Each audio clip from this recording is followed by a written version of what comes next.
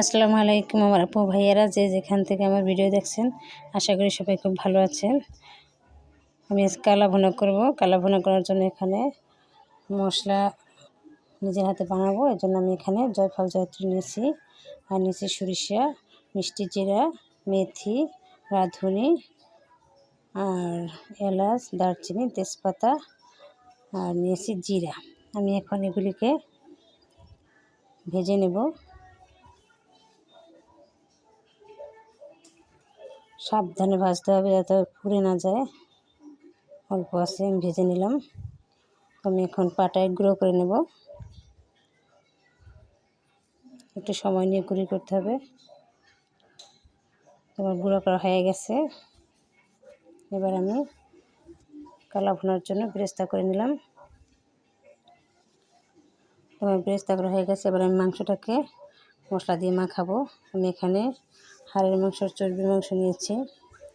আমি এখন পেঁয়াজগুলোকে গোটা করে কেটে দিলাম, আর দিয়ে দিলাম বেরেস্তা।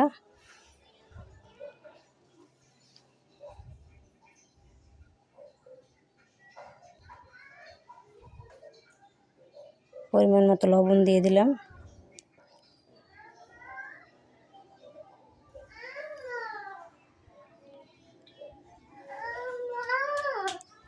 এখন দিয়ে দিলাম মরিচের গুঁড়া। মরিচের গুঁড়াটা একটু বেশি দেবো আমি।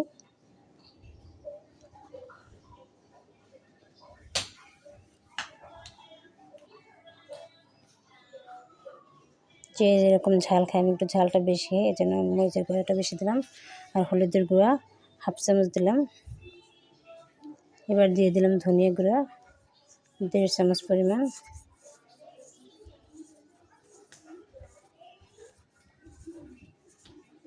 এখন যেটা দেবো, আমি হাতে যে মশলা বানিয়েছিলাম কালা ভুনার জন্য, সেই মশলাগুলো দিয়ে দিলাম।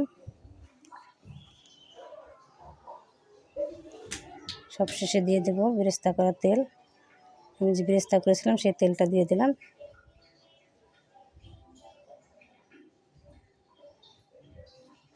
এখন হাতের মাধ্যমে মাংসটাকে ভালো করে মশলার সাথে মেখে নেব।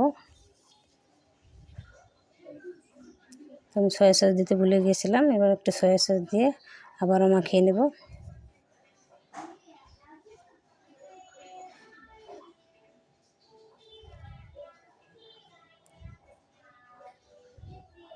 তোমার কালা ভুনার জন্য মাংসটা রেডি। এবার আমি চুলায় বসিয়ে দিয়ে চুলাটাকে অন করে ঢাকনা দিয়ে ঢেকে রান্না করব।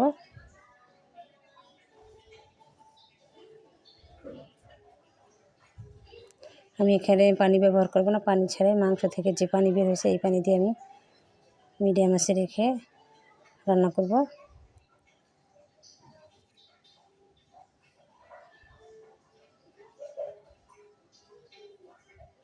ঢাকনা তুলে বারবার নেড়ে দেবো যাতে মশলাটা না পুড়ে যায়।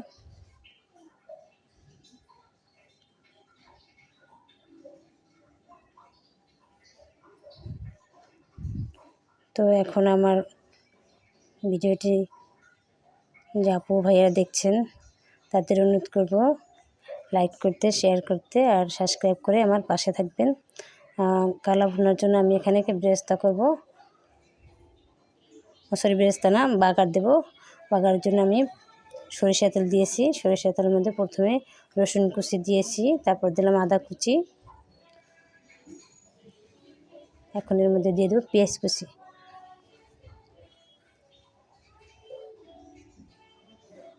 আমি নেড়ে চেড়ে ভালো করে ভেজে নেব।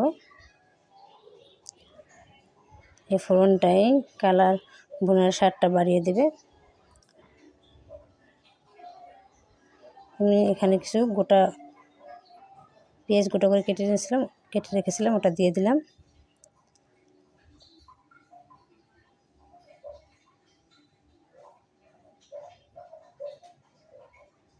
এবার ফোড়নটা ওটালা হয়ে গেছে, লাল করে ভেজে নিয়েছি। এবার দিয়ে দিলাম মাংসের মধ্যে।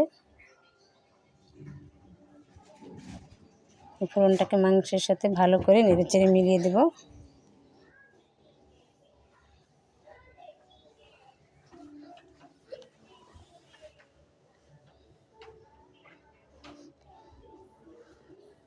সবশেষে আমি জিরার ফাঁকি দিয়ে নামিয়ে নেব।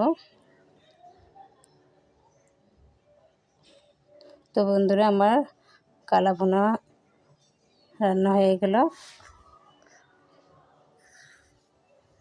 তো আমার কালা ভুনা কেমন হলো কমেন্টসে জানাবেন।